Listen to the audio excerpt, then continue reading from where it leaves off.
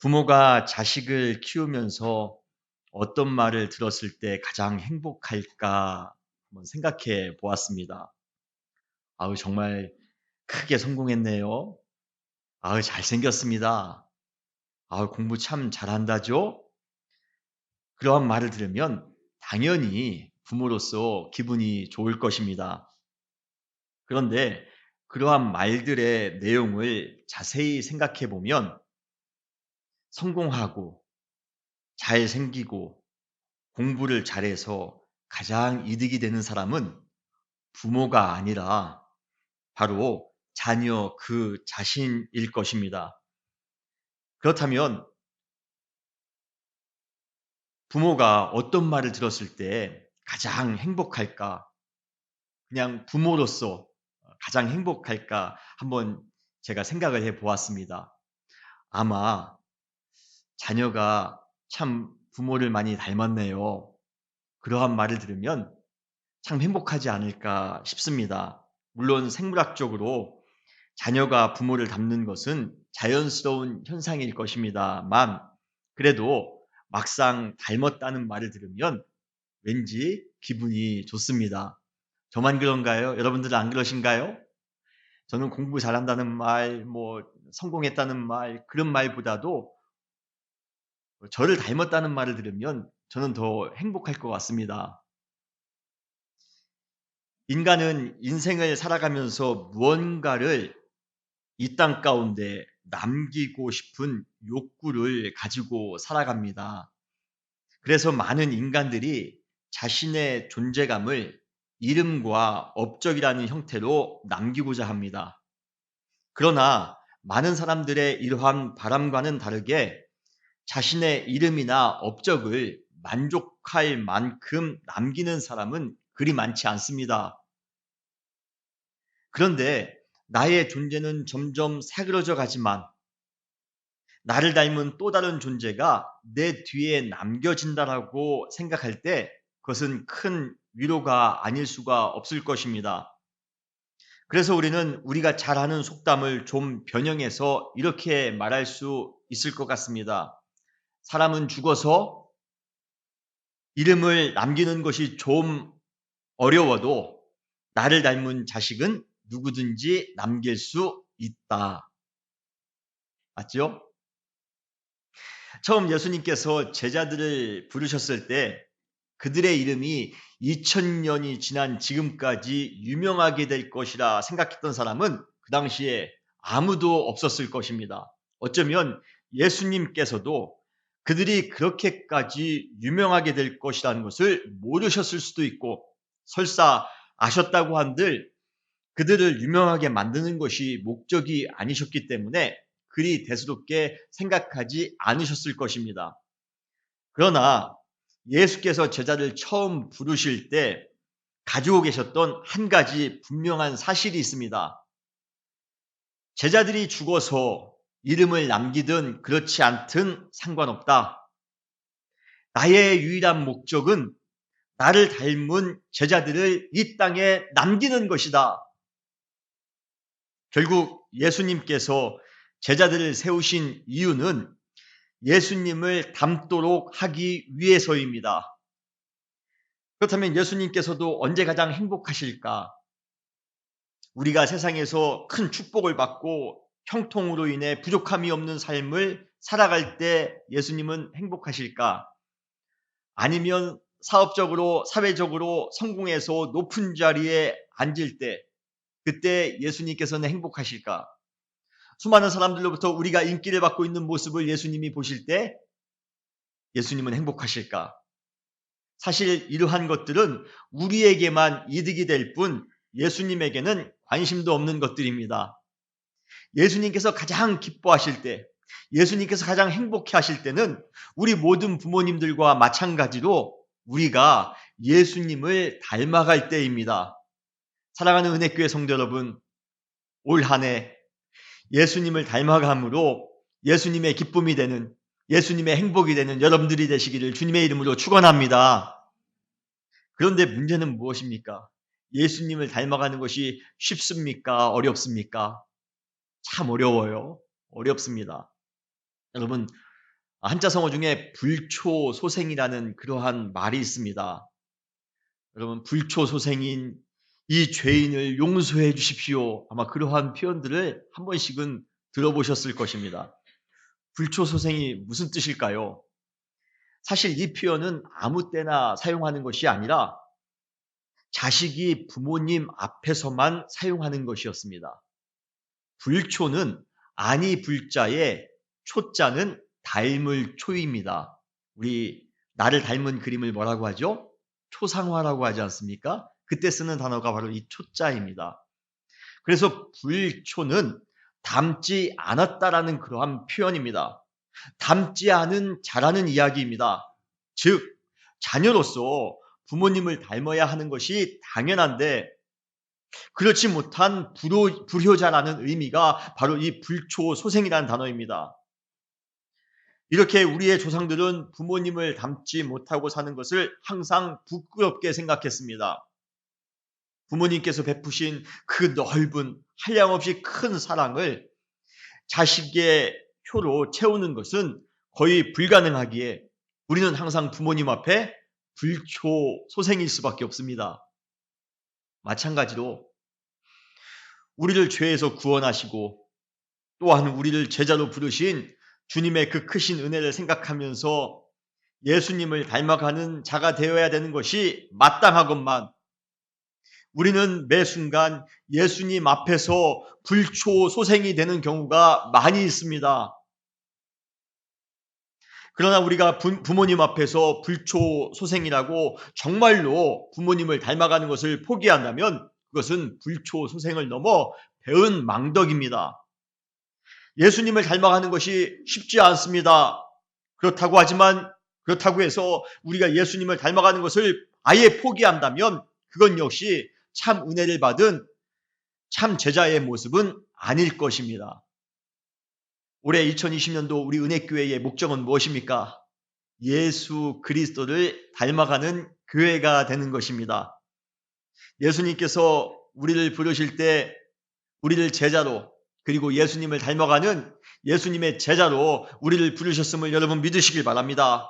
주님께서 우리를 부르셨을 때 예수님을 믿고 거기에 따르는 종교적인 혜택, 종교적인 유익, 구원을 받고 형통케 되어지고 축복을 받고 그러한 것들만 누리라고 우리를 부르신 것 아닙니다. 안타깝게도 이것이 교회를 다니는 가장 큰 이유인 사람들이 우리 주변에 너무도 많이 있습니다. 그러나 그것은 영적 오해이며 잘못된 신앙입니다. 예수님께서 우리를 부르신 이유는 예수님을 닮아가도록 하기 위해서입니다. 우리가 올해 예수님을 닮아가기로 했다는 것은 일주일에 한 번 교회에 나와 예수님께 예배 드리는 정도의 신앙에서 머무는 것이 아니라 매일 매순간 예수님처럼 되기 위해 그분처럼 말하고 그분처럼 생각하고 그분처럼 행동하자는 것, 이것이 바로 예수님을 닮자라는 것입니다. 우리가 크리스찬으로서 가장 큰 명예는 무엇입니까? 가장 큰 영광은 무엇입니까? 잘 사는 것이요? 좋은 집에서 사는 것이요? 자녀가 잘 되는 거요? 아닙니다. 우리에게 가장 큰 영광과 영예는 예수님을 닮아가는 것입니다. 올 한 해 우리의 가장 큰 기도의 제목, 우리의 가장 큰 바람이 예수님을 닮아가는 것이 되시기를 예수 그리스도의 이름으로 간절히 축원합니다. 평생을 함께해도 우리는 부모님 앞에 불초소생이 되는 것을 보면 짧은 시간에 누군가를 닮아가는 것은 불가능한 것이 아닌가 싶습니다. 우리는 오랜 세월에 걸쳐 수많은 시행착오와 관계의 그러한 업앤다운을 겪고 난 다음에야 비로소 우리는 그 상대방을 닮아갈 수가 있는 것입니다. 부모를 닮아갈 수 있든지 아니면 우리의 스승을 닮아갈 수가 있는 것입니다. 그래서 누군가를 닮아가기 위해서는 아주 장기적으로 적절한 과정을 밟아가는 그러한 지혜가 우리 가운데 필요합니다. 예수님을 닮아가는 것도 마찬가지입니다. 어느 한순간에 은혜 받았다고 해서 부흥회 한번 했다고 해서 금식기도 한번 했다고 해서 예수님을 닮아가는 것 아닙니다. 예수님을 닮아가기 위해서도 장기간 우리는 신앙의 삶을 살아가야 되는 것입니다. 여러 가지 단계가 필요합니다. 예수님을 닮아가기 위해서 우리가 먼저 4가지의 단계가 필요하다라고 제가 송구영신 예배 때 간략하게 말씀을 드렸습니다. 첫 번째 단계는 나를 따라오라는 단계입니다. 두 번째 단계는 나를 배우라, 예수님을 배우라. 세 번째 단계는 예수님만큼 성숙하라는 것입니다. 그리고 네 번째 단계는 내가 너희를 먹였던 것처럼 너희도 상대방을 먹이라는 것입니다. 영향을 주며 살아가라는 것입니다. 우리는 앞으로 올 한 해 예수님을 닮아가기 위해 이 4가지의 단계를 먼저 배우실 필요가 있습니다. 그래서 앞으로 4주 동안 각 단계를 배우면서 우리가 어떻게 해야지 예수님을 닮아갈 수 있을지 그 단계를 함께 나눌 것입니다. 여러분, 단계를 통하여 예수님을 더욱더 닮아가는 성숙이 여러분들 가운데 있으시기를 주님의 이름으로 축원합니다. 예수님을 닮아가는 첫 번째 단계는 무엇입니까? 나를 따라오라. 예수님의 명령에 우리가 결단해야 되는 것입니다. 제자로 부르시는 예수님의 초청에 대해 우리가 믿음으로 결단하는 것에서부터 예수님을 닮아가는 여정은 시작되어집니다. 오늘도 주님께서 여러분들에게 찾아오실 것이에요. 2020년도 은혜교회 목적이 예수 그리스도를 닮아가는 교회, 닮아가는 가정, 닮아가는 성도가 되는 것이라는데, 그렇다면 내가 은혜교회 성도님들에게 초청해야지. 나를 따라오라. 여러분, 오늘 우리를 초청하시는 첫 번째 단계, 우리를 초청하시는 주님의 음성을 들으시는 여러분 되시기를 주님의 이름으로 축원합니다. 공생의 초반 예수님의 첫 사역은 제자를 부르시는 것이었습니다.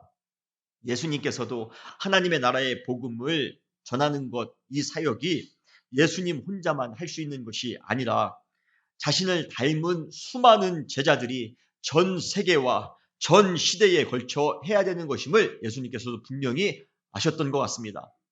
그래서 예수님은 사역 초반에 자신을 닮아갈 제자를 찾으신 것입니다.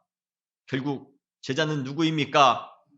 예수님을 온전히 닮아 예수님께서 하신 사역을 자신이 사는 공간에서 자신이 살아가는 시간 동안에 감당하는 사람입니다. 여러분들이 제자이십니까? 예수 그리스도의 제자이십니까? 먼저 예수님을 닮으시기 바랍니다. 그리고 우리가 살고 있는 이 21세기에, 그리고 우리가 살고 있는 이 아이오와 지역에서 주님의 뜻대로 살아가는 것, 주님을 더욱더 닮아가며 살아가는 것, 이것이 바로 제자인 것입니다. 이러한 제자가 되시기를 바랍니다. 마태복음 오늘 본문 4장 18절로 22절에는 예수님께서 12제자 중에서 4명의 제자, 핵심 제자입니다. 이 제자를 만나 제자를 부르는 장면이 오늘 본문에 나오고 있습니다. 사실 이 본문은 예수님의 초청과 그 초청에 따른 제자들의 반응만 집중하여 기록해 놓고 있습니다. 특히 여기에 나오는 이 제자들, 베드로, 안드레, 그리고 요한, 야고보, 이 4명의 제자는 이 마태복음에서 오늘 본문에 처음으로 등장합니다. 그러다 보니 우리는 마태복음에서 이 구절을 읽을 때 이렇게 오해하기 쉽습니다.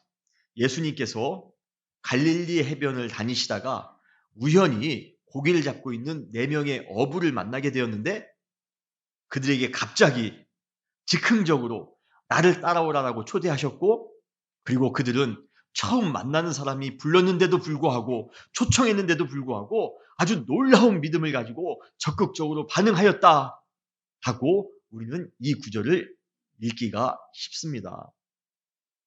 그런데 오늘 본문을 우리가 잘 이해하기 위해서는 오늘 본문과 동일한 내용이 나오고 있는 누가복음 5장을 먼저 볼 필요가 있습니다. 누가복음 5장에 보면 제자를 부르시는 이 장면을 좀 더 자세하게 우리에게 보여주고 있습니다. 먼저 누가복음 4장에 보면 이미 예수님께서는 병자들을 고치는 사역을 통해 갈릴리 지역에서 아주 유명 인사가 되었습니다. 분명히 이 4명의 핵심 제자들도 소문을 통해서 예수님에 대해서 이미 잘 알고 있었을 것입니다. 심지어 요한복음 1장에 보면 안드레가 이 4명의 제자 중에서 이 안드레가 원래는 세례 요한의 제자였습니다. 그런데 예수님께서 세례 요한에게 세례를 받으시는 그 장면을 보고 바로 그 이튿날 예수님을 따르기로 결정합니다. 그리고 즉시 그 안드레가 자기의 형제인 베드로에게 찾아가 메시아를 만났다고 하면서 베드로까지 전도를 합니다. 그러면서 예수님께서 베드로를 만나는 장면을 우리는 요한복음 1장에서 예수님의 아주 사역 초기에 우리는 그 과정에서 볼 수가 있습니다. 그러기에 예수님도 그렇고 여기에 나오는 이 4명의 제자들도 그렇고 사실 마태복음에서는 처음 만나는 것처럼 보이지만 사실은 오늘 본문 이전부터 서로 잘 알고 있는 사이였습니다. 그런 예수님께서 누가복음 5장에 게네사렛 호숫가, 갈릴리 호숫가입니다. 그곳에서 말씀을 전하기 위하여 오십니다. 그런데 그 해변가에서 수많은 사람들이, 얼마나 많은 사람들이 그 해변가에 모였는지 해변가가 비좁아 어쩔 수 없이 한 배에 올라타 육지에서 조금 떨어진 곳에서 말씀을 전하게 되었습니다. 그때 탄 배가 바로 시몬 베드로의 배입니다. 아마 베드로와 이미 잘 알고 있었기 때문에 그 배를 편하게 빌릴 수 있었을 것입니다. 그런데 말씀하기를 마친 이후에 수많은 사람들을 향하여 베드로의 배에서 말씀하기를 마친 이후에 예수님께서는 밑도 끝도 없이 베드로에게 이렇게 명령하십니다. 누가복음 5장 4절에 보면 깊은 데로 가서 그물을 던져 고기를 잡으라. 그때 베드로가 이렇게 반응합니다. 누가복음 5장 5절에 시몬이 대답하여 이르되 선생님 우리들이 밤이 맞도록 수고하였으되 잡은 것이 없지만은 말씀에 의지하여 내가 그물을 내리겠습니다. 그 결과 우리는 잘 알고 있습니다. 그물이 찢어질 만큼 많은 고기를 잡게 됩니다. 그때 베드로의 반응이 어떻습니까? 누가복음 5장 8절에 시몬 베드로가 이를 보고 예수의 무릎 아래에 엎드려 이르되 주여 나를 떠나소서 나는 죄인이로소이다. 주님 나는 죄인입니다. 주님은 바로 메시아이십니다. 나는 베드로의 고백인 것입니다. 그때 예수님께서 베드로를 향해 사명을 선언하십니다. 누가복음 5장 10절입니다. 무서워하지 말라. 이제 후로는 내가 사람을 취하리라. 이 구절은 분명히 오늘 본문에 나오는 내가 너희를 사람을 낚는 어부가 되게 하리라 라는 그러한 다른 표현일 것입니다. 누가복음 5장에는 나를 따라오라 라는 예수님의 직접적인 초청 명령은 나오고 있지 않습니다. 그러나 제자들의 반응은 마태복음과 동일합니다. 누가복음 5장 11절 그들이 배들을 육지에 대고 모든 것을 버려두고 예수님을 따르니라. 오늘 보면 마태복음 4장 18절입니다. 예수님께서 갈릴리 해변을 다니시다가 라는 표현이 나오는데 아마 이때는 복음을 듣기 위해 수많은 사람들이 모이기 전인 새벽 이른 시간이었을 것입니다. 그런데 그 새벽에 예수님께서 저 멀리서 낯익은 사람들이 고기를 잡고 있는 모습을 보셨던 것 같습니다. 오늘 본문 4장 18절에 보면 갈릴리 해변을 다니시다가 두 형제 곧 베드로라 하는 시몬과 그의 형제 안드레가 바다에 금을 던지는 것을 보시니 그들은 어부라. 여기에 나오는 보시니라는 단어는 그냥 우연히 눈에 들어와서 보게 되었다라는 그러한 의미가 아니라 무언가 의도를 가지고 집중해서 봤다라는 그러한 표현입니다.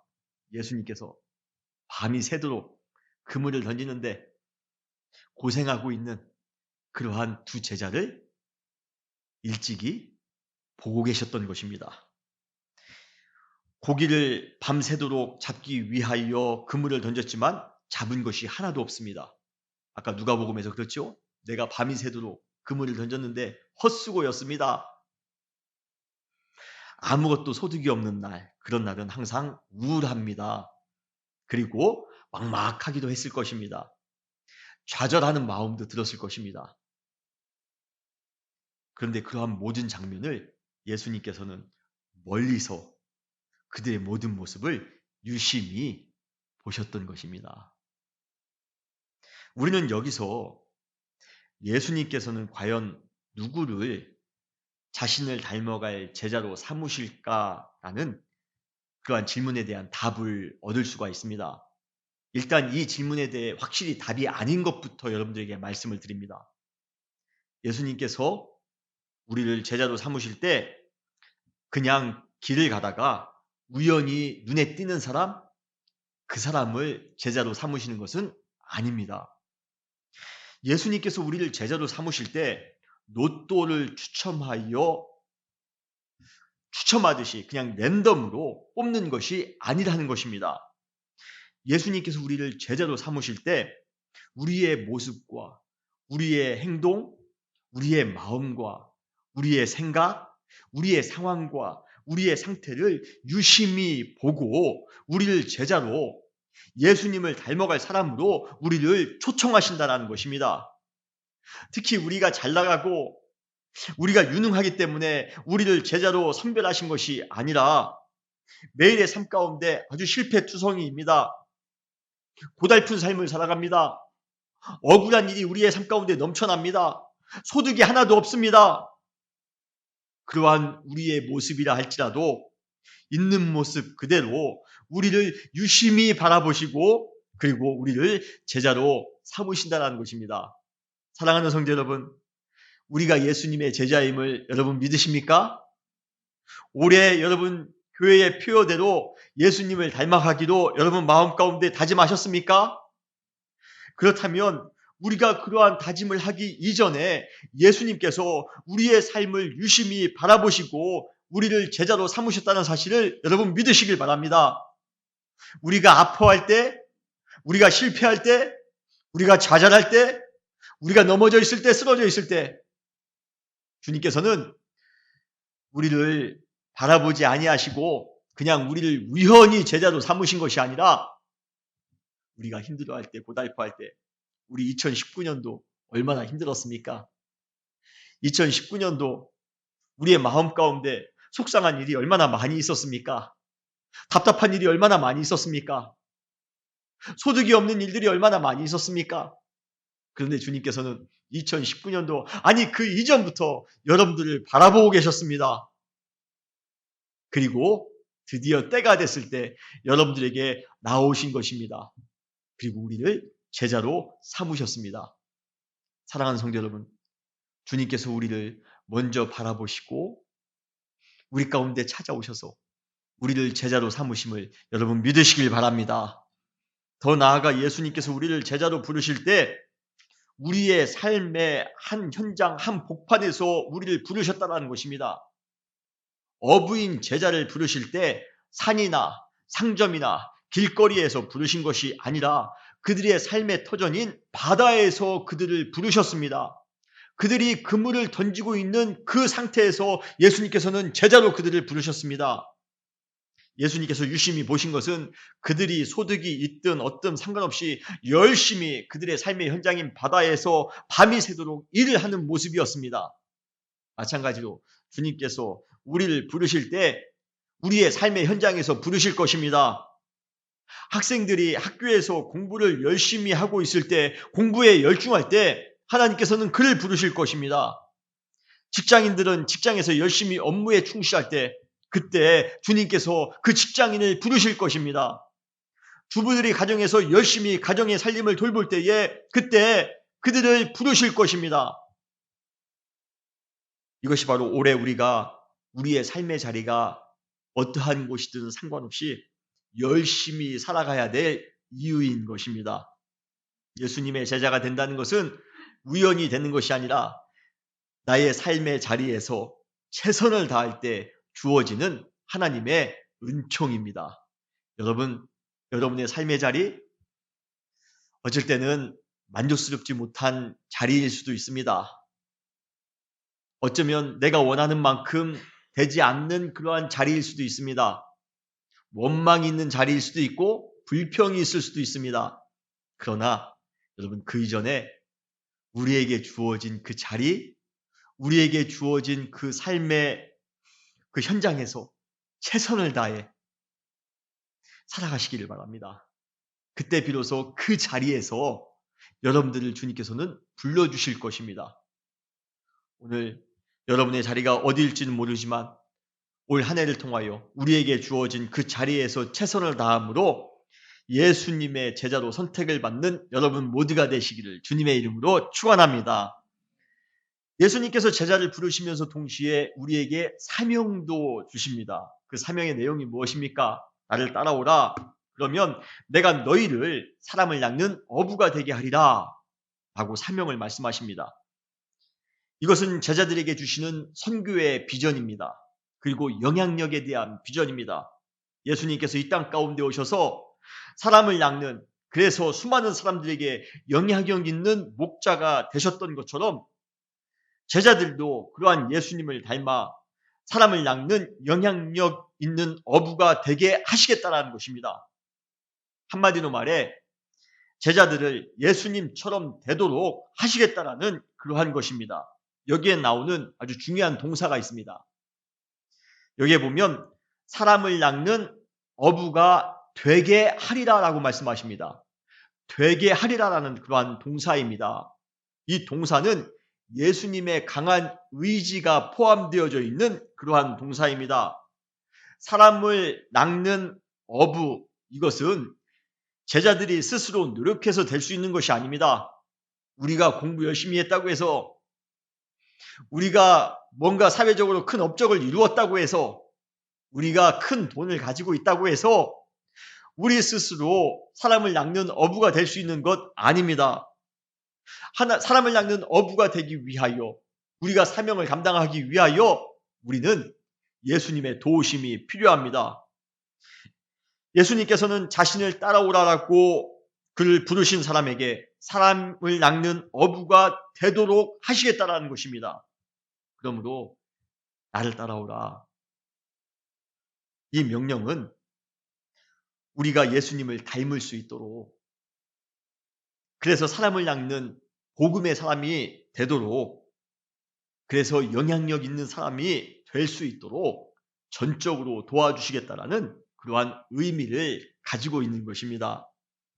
그러고 보니 자식이 부모를 닮기 위해 노력한다고 해서 부모를 닮을 수 있는 것은 아닙니다. 부모가 자식이 자신을 닮을 수 있도록 도와줄 때, 그때 비로소 부모를 닮아갈 수가 있는 것입니다. 오늘도 예수님께서 우리에게 초대하십니다. 나를 따라오라. 괜히 예수님이 따라오라고 하면 더 많은 희생을 봐야 될 것 같아요. 더 많이 손해볼 것 같아요. 여러분, 겁부터 먼저 납니까? 예수님이 따라오라라고 오늘 이 새해의 첫 시간에 우리에게 명령하시는데, 그 명령을 들으면 올해 손해를 많이 볼 것 같아요? 힘든 일이 넘칠 것 같습니까? 불편한 일이 많이 생길 것 같습니까? 아닙니다. 나를 따라오라. 그것은 우리가 진정한 제자가 될 수 있도록, 그래서 예수님을 우리가 온전히 닮아갈 수 있도록, 그래서 영향력 있는 복음의 사람이 될 수 있도록 우리를 도와주시겠다는 예수님의 사랑인 것입니다. 오늘 주님께서 여러분들을 초청하십니다. 나를 따라오라. 겁먹지 말고, 불편하게 생각하지 말고, 나를 따라와야지만이 나를 닮을 수가 있고, 나를 따라와야지만이 사람을 낚는 어부가 될 수 있도록 내가 도와줄 수 있어. 올 한 해 예수님을 닮기를 원하는 그러한 마음이 우리 가운데 있다라면, 우리 교회 가운데 있다라면 우리는 오늘 이 초청의 소리를 들으셔야 됩니다. 나를 따라오라. 내가 너희를 사람을 낚는 어부가 되게 하리라. 너가 나를 닮아갈 수 있도록, 내가 도와줄 것이야. 오늘 결단하시는 여러분 되시기를 주님의 이름으로 축원합니다. 우리가 예수님을 닮아가기 위해서 필요한 것 두 가지가 있습니다. 첫 번째는 결단의 즉각성입니다. 오늘 본문에 보면 마태복음 4장 20절과 4장 22절에 보면 나를 따라오라라는 예수님의 초청에 제자들이 반응할 때 반복적으로 등장하고 있는 하나의 부사가 있습니다. 바로 곧이라는 그러한 단어입니다. 마태복음 4장 22절에 그들이 곧 그물을 버려두고 예수를 따르니라. 마태복음 4장 22절에 보면 그들이 곧 배와 아버지를 버려두고 예수님을 따르니라. 여러분, 귀향에 제자의 삶을 살 것 같으면 지금 당장 결단하시기 바랍니다. 장고에 악수를 둔다라는 말이 있습니다. 세상 만사가 오래 고심한다고 해서 더 좋은 해결책이 생기는 것 아닙니다. 어쩌면 빨리 결단하고 우리가 실천할 때 그것이 바로 인생의 가장 큰 축복이며 지혜를 가져다 줄 수가 있는 것입니다. 신앙도 마찬가지입니다. 예수님을 닮기 위해 더 이상 고민하지 마시기 바랍니다. 더 많이 계산하지 마시기 바랍니다. 그냥 곧 주님을 따르시는 결단하시는 여러분 되시기를, 즉각적으로 결심하고 주님을 따라가시며 주님을 닮기로 실천하시는 여러분 되시기를 주님의 이름으로 축원합니다. 두 번째는 우리가 예수님을 닮아가기 위해 필요한 것, 온전한 포기입니다. 오늘 보면 마태복음 4장 20절과 22절에 반복되어 나타나는 또 다른 동사가 있습니다. 바로 버려두고입니다. 제자들은 예수님을 따르기 위해 자기의 가장 귀중한 것을 버려두는 모험을 감행했습니다. 오늘 본문에 보면 4장 18절과 20절에 그물이라는 단어가 나옵니다. 그런데 개역 성경에는 이 두 단어를 똑같이 그물이라고 번역해 놓고 있습니다. 그러나 원어에 보면 18절에 나오는 그물과 20절에 나오는 그물이 다른 단어입니다. 18절에 나오는 단어는 투망입니다. 우리 보통 배에서 넓게 던지는 그러한 투망, 여러분 다 아시죠? 그 투망입니다. 그런데 20절에 나오는 그물은 모든 그물을 다 총칭하는 그물이라는 그런 표현입니다. 다시 말해 베드로와 안드레 이 두 형제는 18절에 나오는 이 투망뿐만 아니라 이전에 사용했던 모든 그물을 다 버려두고 예수님을 따랐던 것입니다. 과거에 내가 사용했던 모든 것들, 내 손때에 묻은 모든 그물들, 그 모든 그물들을 다 버려두고 예수님을 따랐다라는 것입니다. 심지어 요한과 야고보는 배와 아버지까지 버려두고 예수님을 따랐다라고 말하고 있습니다. 한마디로 말해 예수님을 닮기 위해서 나의 가장 소중한 것을 포기하는 결단도 필요하다는 것입니다. 과거에 내가 가지고 있었던 그러한 습관들, 나의 과거의 성품들, 나의 모난 생각들, 이러한 것 가지고서는 예수님을 닮아갈 수 없습니다. 내 안에 있는 죄의 모습들, 내 안에 있는 상처들 가지고서는 우리가 예수님을 닮아갈 수가 없습니다.